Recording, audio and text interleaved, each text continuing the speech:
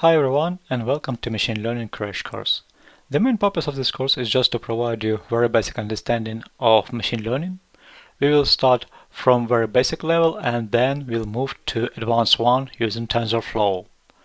I decided to divide this course onto brief video of 15 to 20 minutes, and each video will cover one of the most important topic. And today we will have a chat about introduction into supervised and unsupervised learning. This course is based on very wide variety of sources. For example, you can see this TensorFlow guide, and also I did use a lot of books like Python Machine Learning Cookbook by Pecht, Hands-on Machine Learning with Scikit and TensorFlow by O'Reilly publisher, and many others. This course assumes that you know close to nothing about machine learning, and the goal is to give you the concept, the intuition, and the tools you need to actually implement programs capable of machine learning from data. We'll cover a large number of techniques from the simplest and most commonly used, such as linear regression, to some of the deep learning techniques that regularly win competitions. Starting from the next course, we will work with Python, and all the source code will be available on the author's GitHub page. Before starting, let's talk a little about what machine learning is great for. So first of all, it's great for problems for which existing solutions require a lot of hand-tuning or long list of rules. For example, we are talking about spam filter. For sure, you can create your own spam filter and create all the rules. So if you identify this message as a spam, you will add as a existing list. However, you'll see that very often your list will be longer and longer, and then if a spammer will change their approach, your list will not be available to identify spam. So machine learning is absolutely great for that. The second point is complex problems for which there is no good solution at all using traditional approach. There are many examples of that, but the best one would be speech recognition. For sure, we can create a software or tools to identify any sounds by tone, but it very much depends on pronunciation, and I'm afraid that the system will not be able just to identify the different sounds from different people. Again, machine learning will be able to help us in this case. The third one is fluctuating environment. For example, the best example for that would be automated cars, so autopilot in cars, because we cannot create a list of rules to cover everything, but the system should be able to learn about the environment. And the last but not least is getting insight about complex problems and large amounts of data. So at the moment we've got more and more data, and sometimes it's really difficult to understand the relationship between different data, different attributes, and machine learning is only a method which will be able to help us in this way. Rather than implementing our own toy version of each algorithm, we will use actual production-ready Python frameworks like scikit-learn and TensorFlow. Scikit-learn is very easy to use and implements many machine learning algorithms efficiently, so it makes for a great entry point to learn machine learning. TensorFlow is a more complex library for distributed numerical computation using data flow graphs. It makes it possible to train and run very large neural networks efficiently by distributing the computation across potentially thousands of multi-GPU servers. TensorFlow was created at Google and supports many of their large-scale machine learning applications. And it was open sourced in November 2015. Let's talk a little about types of machine learning systems. There are so many different types of machine learning systems that it is useful to classify them on broad categories based on the following. So the first one is whether or not they are trained with human supervision. So we can divide the system to supervised, unsupervised, semi-supervised, and reinforcement learning. The second section is whether or not they can learn incrementally on the fly. So we can divide the system online versus batch learning. And the last one is whether they work by simply comparing new data points to known data points, or instead detect patterns in the training data and build a predictive model, much like scientists do. So again, we can divide our system into instance-based versus model-based learning. Let's talk a little about supervised and unsupervised learning.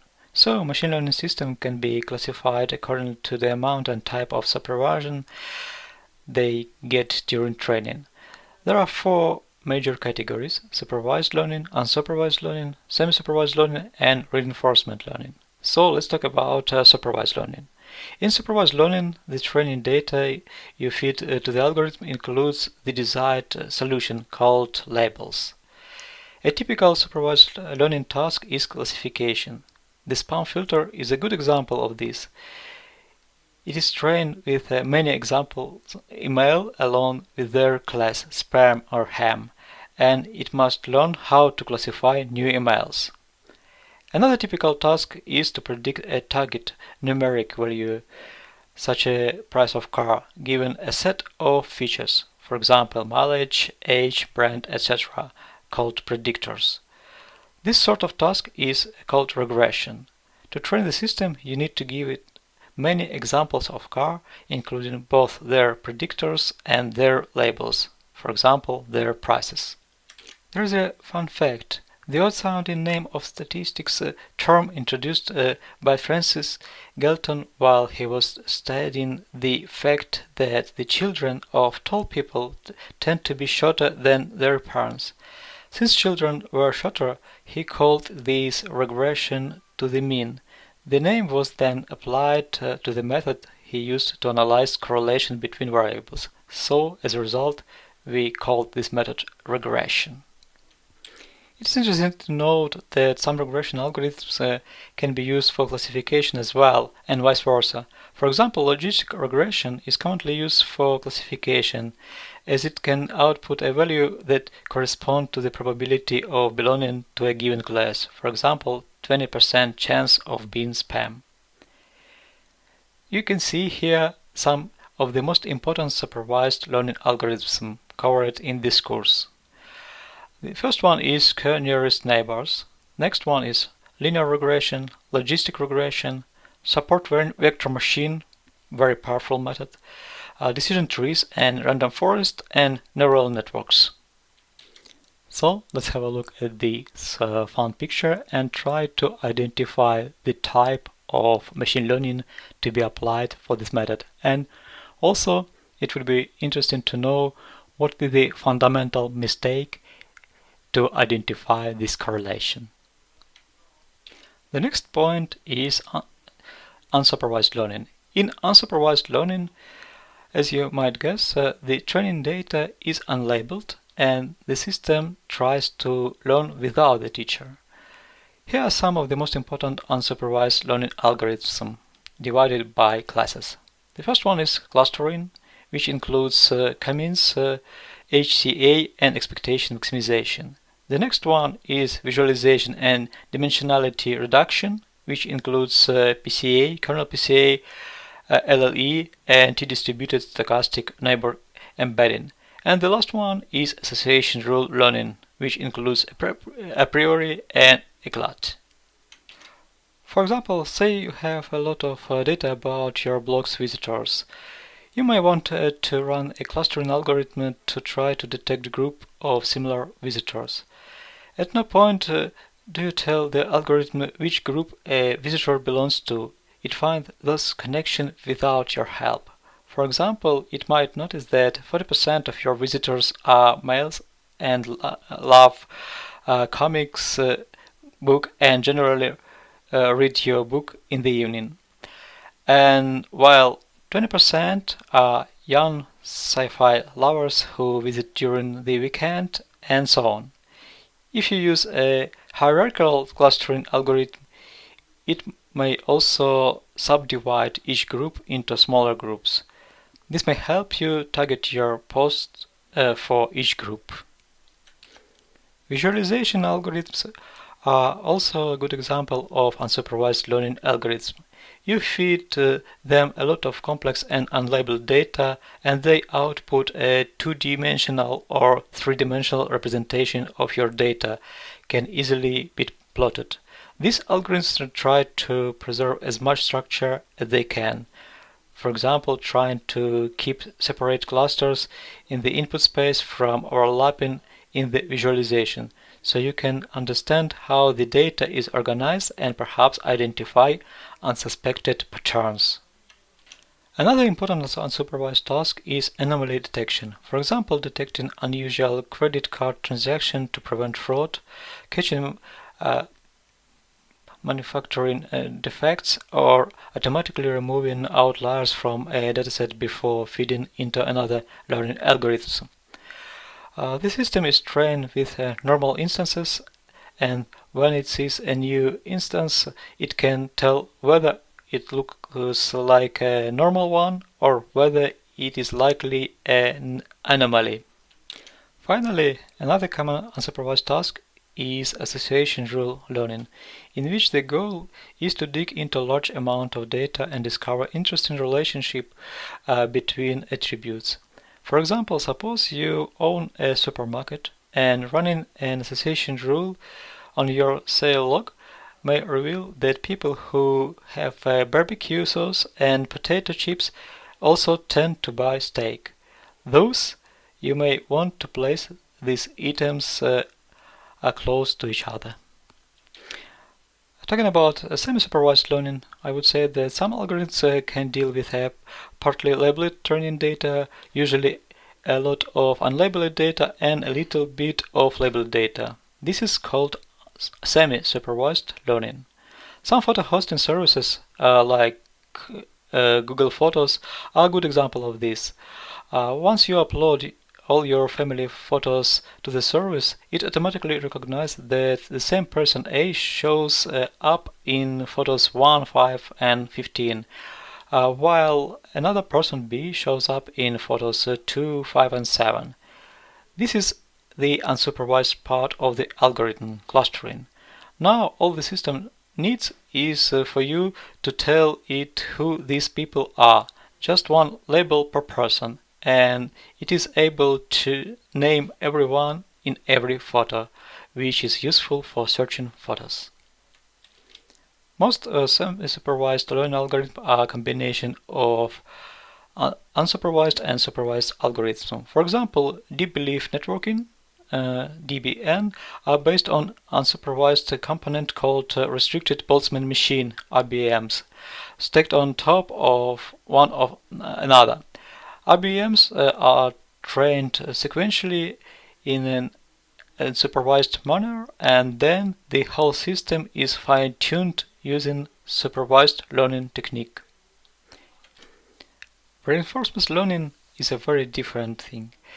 The learning system, called an agent in this context, can observe the environment, select and perform actions, and get rewards in return or penalties in the form of negative rewards. It must then learn by itself it is the best strategy, called a policy, to get the most reward over time. The policy defines what action the agent should choose when it is in a given situation. Another criterion used to classify machine learning systems is whether or not the system can learn incrementally from a stream of incoming data. In batch learning, the system is incapable of learning incrementally. It must be trained using all the available data. This will generally take a lot of time and computing resources, so it is typically done offline. First the system is trained, and then it is launched into production and run without learning anymore. It just applied that what it is has been learned. This is called offline learning. If you want a batch learning system to know about new data, such a new type of spam, you need to train a new version of your system from scratch on the full dataset, not just the new data but also the old data. Then stop the old system and replace it with the new one.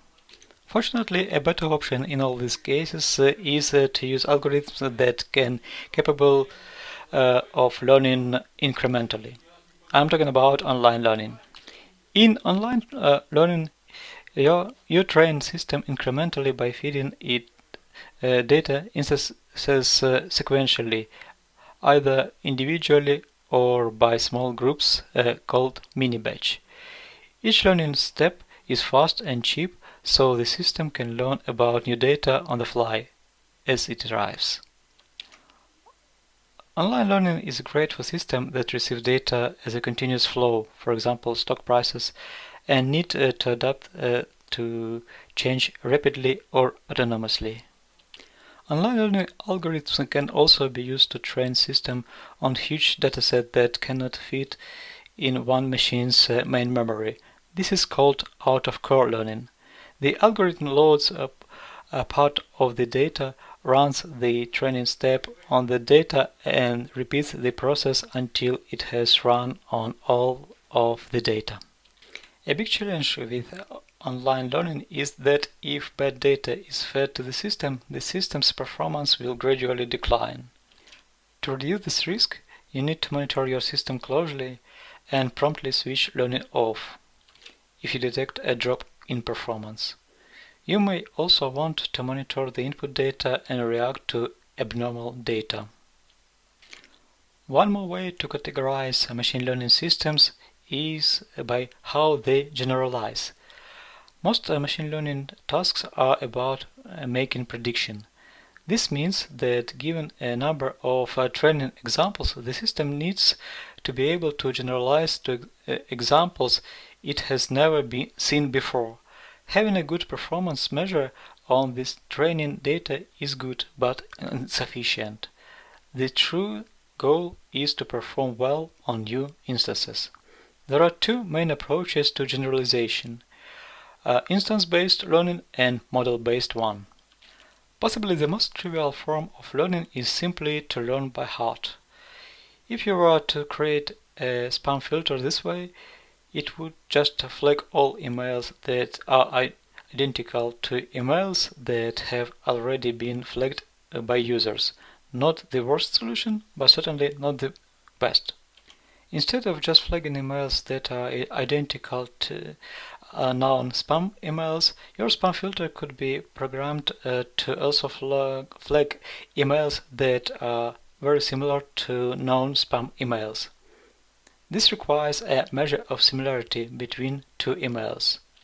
The system would flag an email as spam if it is many words in common with a known spam email.